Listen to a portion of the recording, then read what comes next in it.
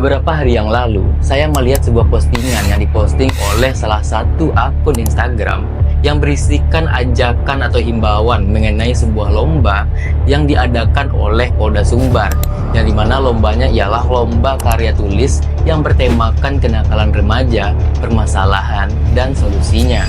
Tema kenakalan remaja ini mengingatkan saya dengan sebuah hal yang sedang viral belakangan ini, yaitu program barak militer.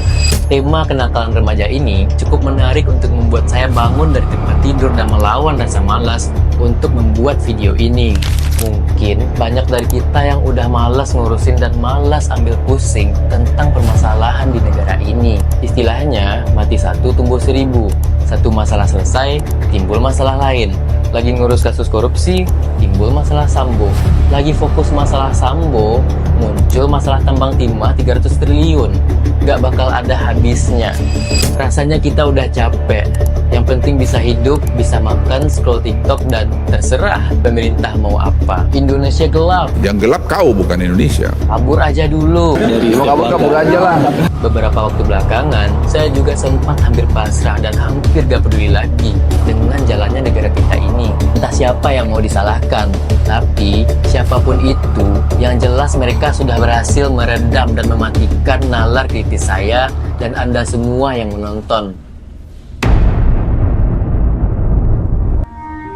Saya cuma bingung dan bertanya-tanya, ini sebenarnya saya yang lebay atau sebenarnya kita yang udah lupa kalau selama ini kita hidup di negara Indonesia yang kaya. Kita tidaklah hidup di kawasan MENA yang krisis air. Kita juga tidak hidup di kawasan Libya yang tanahnya gersang, kawan-kawan. Kita hidup di negara Indonesia yang mana tongkat dan kayu pun bisa jadi tanaman jika menyentuh tanah dan subur ini, kawan-kawan. Ya, saya tahu, saya akan terkesan lebay jika saya menuntut semua ini.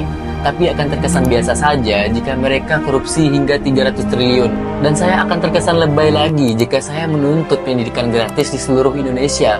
Tapi nggak akan terkesan lebay jika mereka bisa korupsi hingga 200 triliun, kawan-kawan. Ini yang membuat kita semua bertanya-tanya, kenapa dan mengapa? Dan saya menyebut semua ini pembodohan. Lantas, apa kaitannya dengan lomba karya tulis tadi? Di sini, saya melihat bahwa topik kita barusan dengan karya tulis yang diadakan oleh Polda tadi memiliki akar permasalahan yang sama, yaitu pembodohan. Dan di sini, saya akan jelaskan semuanya dari awal.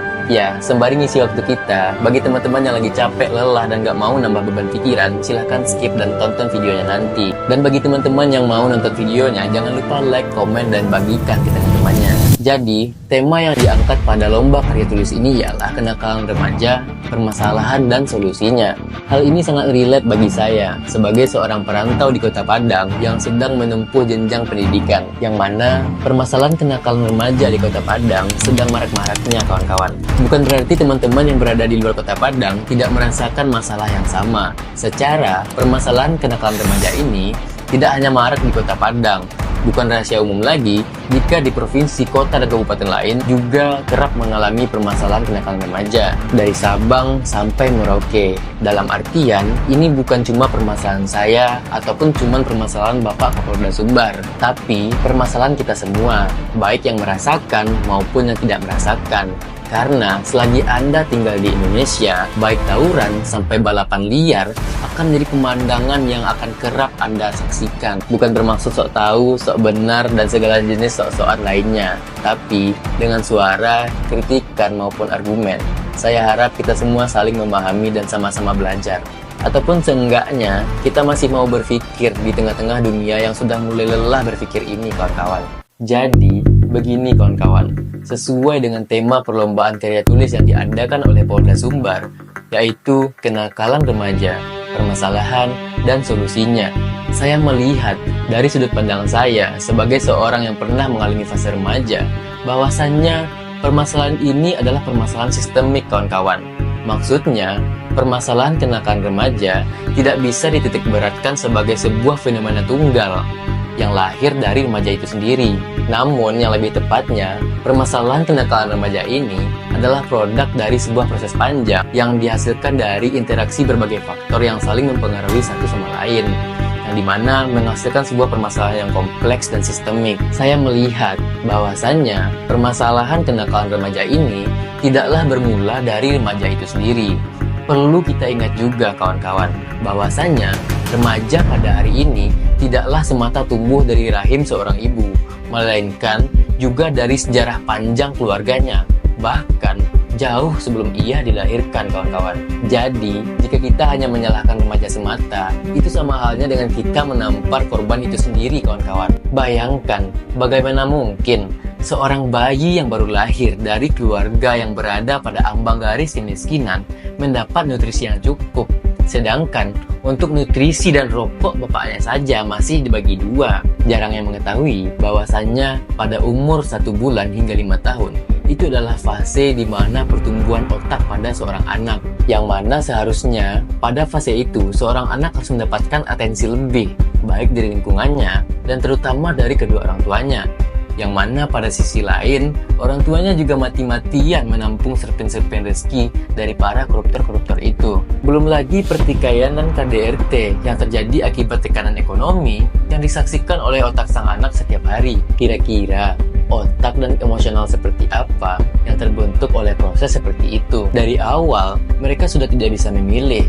Namun, ketika mereka remaja, dengan proses pertumbuhan otak dan emosional seperti itu, mereka diharuskan untuk menyikapi setiap tuntutan dan menyikapi setiap situasi yang terjadi di negara yang sama dengan anak-anak yang lebih beruntung. Jadi, remaja bukanlah masalah, tetapi mereka adalah cerminan dari apa yang telah kita bangun bersama sebagai bangsa. Jika ingin menyelamatkan remaja, kita harus siap membangun dan membenahi sistem dari hulu hingga ke hilir, dari rahim hingga mereka dewasa. Kenakalan remaja adalah cermin dari kerumitan sosial yang diwariskan lintas generasi.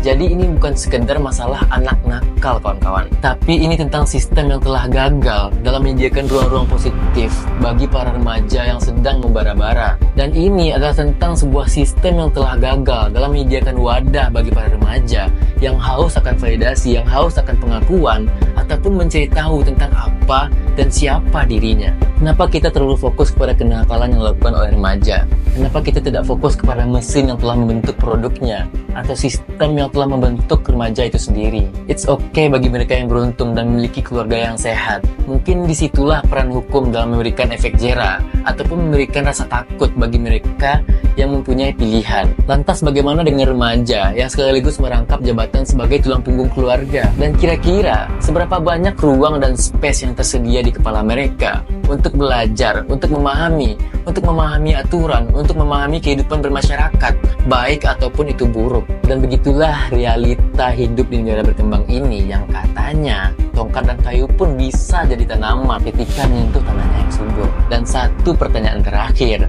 di saat otak dipenuhi oleh pertikaian ataupun oleh tekanan ekonomi maupun tekanan keluarga, dan di saat itu pula alarm perut lapar berbunyi, kira-kira dengan uang 15.000 di tangan, apakah yang akan dipilih oleh seorang remaja di negara berkembang? A. Membeli nasi padang.